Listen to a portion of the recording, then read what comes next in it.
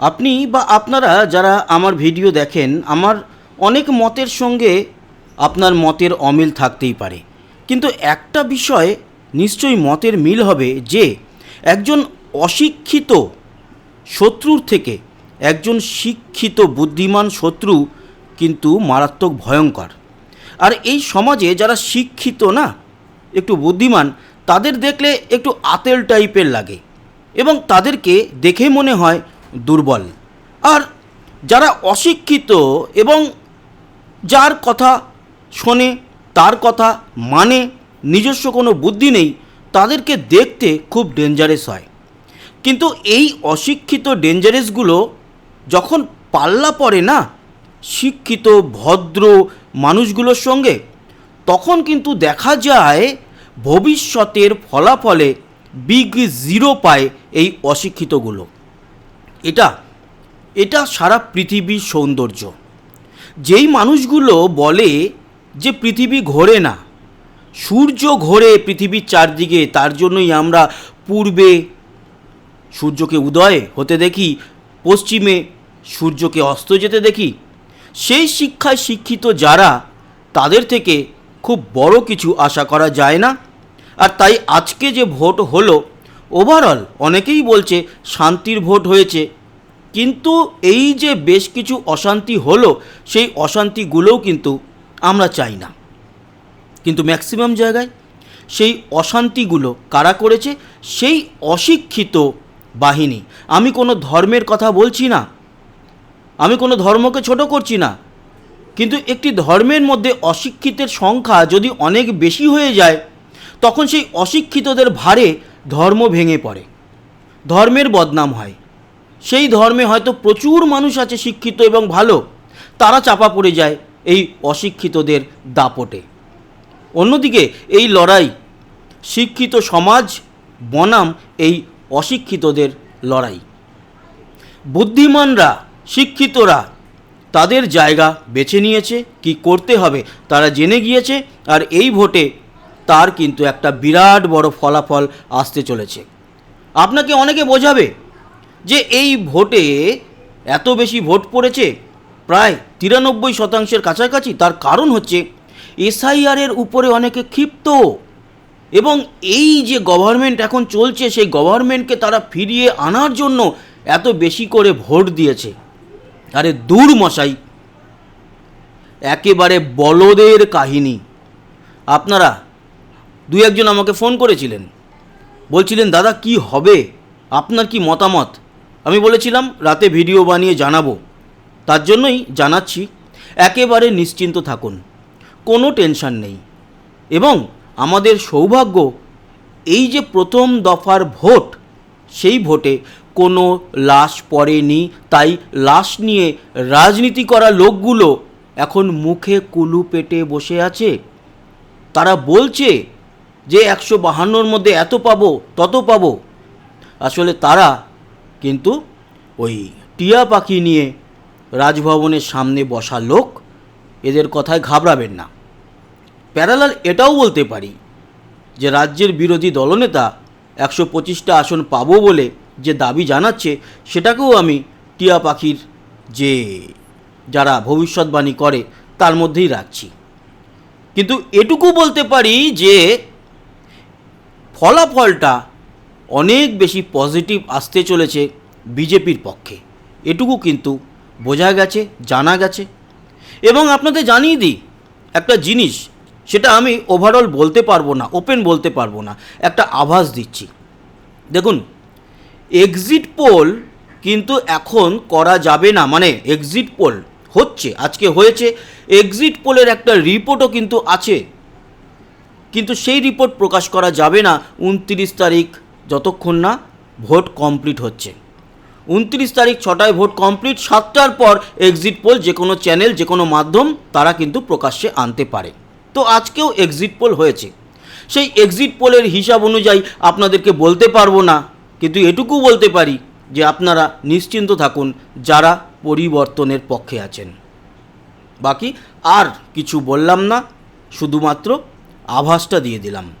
এবং এটা বলতে পারি যে 23 তারিখ, 23শে এপ্রিল আইবুড়ো ভাত হয়ে গেল, এবং 29শে এপ্রিল বিবাহ, আর 4th মে কন্যা বিদায়। আপনারা একেবারে নিশ্চিন্ত থাকুন। আর 29 তারিখে একেবারে আপনারা যেই ডিসিশান নিয়ে রেখে দিয়েছেন এই সরকারের বিরুদ্ধে, শুধু 26,000 চাকরি গেছে তা নয়, 2011 পর প্রথম ধামাকা সারদা কেলেঙ্কারি, সেই সুদীপ্ত সেনও কিন্তু ছাড়া পেয়েছে। কোথায় গেল এত কোটি কোটি টাকা? লোকগুলো ফেরত পেয়েছে। তারপরে আরও বড় বড় যে ধামাকাগুলো ঘটতে গেছে সেগুলো আপনারা ভালো করে জানেন। পার্থ চট্টোপাধ্যায় তার গার্লফ্রেন্ডের বাড়ির থেকে 50 কোটি টাকা পাওয়া, দুটো আবার আলাদা আলাদা ক্ষেপে। তারপরে তো আপনারা দেখেইছেন আরজি কর। এবং একটা জিনিস আপনারা মনে রাখবেন, নবান্ন অভিযান মনে আছে? বাস দিয়ে ব্যারিকেড করে বিভিন্ন রকম ওই বড় বড় গার্ড লাগিয়ে আটকে ছিল নবান্ন অভিযানে, মেরে মাথা ফাটিয়ে দিয়েছিল প্রচুর মানুষের। সেই মানুষগুলো কিন্তু ভোলেনি। আপনাদের মনে থাকা উচিত যে 14ই আগস্ট রাত্রির বেলায় 2024-এ কী পরিস্থিতি তৈরি হয়েছিল। সারা কলকাতায় সাধারণ মানুষ নেমে এসেছিল অভয়া যে আরজি কর সেই ব্যাপারে। আর সেই রাতেই আরজি করে পুলিশ এবং লোকজন পাঠিয়ে তছনছ করে দেওয়া হলো এভিডেন্স। কোনো রকম প্রমাণ রাখাই হলো না। এগুলো সাধারণ মানুষ ভোলেনি, শিক্ষিত সমাজ ভোলেনি। অশিক্ষিতদের সঙ্গে শিক্ষিতদের একটা লড়াই। আপাত দৃষ্টিতে প্রাথমিকভাবে সবসময় শিক্ষিতরা পিছিয়ে থাকে, কারণ তারা চায় না কোনো ঝামেলায় যেতে। তারা তাদের ফ্যামিলি নিয়ে সুখে শান্তিতে থাকতে চায়। কিন্তু যখন অশিক্ষিতদের দাপট এত বেড়ে যায় তখন কিন্তু শিক্ষিতরা মাঠে নামে। আর ভারতবর্ষে সেই অধিকার আছে গণতান্ত্রিক জায়গা থেকে ভোট দিয়ে এই অশিক্ষিতদেরকে একেবারে লাথি মেরে ছুঁড়ে ফেলা। তাই শিক্ষিত বুদ্ধিমানরা জেগেছে। আমি এখানে শিক্ষিত বুদ্ধিমান বলছি এবং অশিক্ষিত বলছি, আমি কোনো ধর্মের কথা বলছি না। তো যত শিক্ষিত মানুষ আছেন তারা এক হয়েছেন, তারা বুঝতে পারছেন, বুঝতে শিখেছেন, ভাবছেন, ভাবা প্র্যাকটিস করছেন। আরও ভাবুন, ভাবতে ভাবতে এখনও কিন্তু শেষ হয়নি। এখনই আত্মতুষ্টিতে ভুগলে হবে না। 29 তারিখ বিয়ে আর 4 তারিখ কন্যা বিদায়, এই দুটো জায়গায় কিন্তু আমাদের অনুষ্ঠানটাকে ভালো মতো আয়োজন করতে হবে, কারণ বিয়ের দিনের খাওয়া দাওয়াটা ভালো হওয়া চাই। আজকে নির্বাচন কমিশন মোটামুটি ভালো কাজ করেছে এবং আমরা দেখতে পেয়েছি কেন্দ্রীয় বাহিনীও ভালো কাজ করেছে।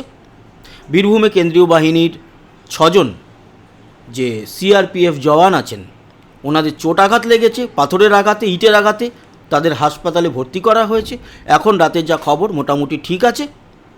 তবে হ্যাটস অফ, মাথা ঠান্ডা রেখেও তারা গুলিটা চালায়নি। চালাতে পারতো, আর যদি চালাতো তাহলে আরও একটা শীতলকুচি কিন্তু ঘটে যেত। আর ঘটে গেলে লাশের উপরে রাজনীতি আবার কিন্তু শুরু হয়ে যেত। ফলে কোনো মানুষের প্রাণহানি ঘটেনি এই ভোটে।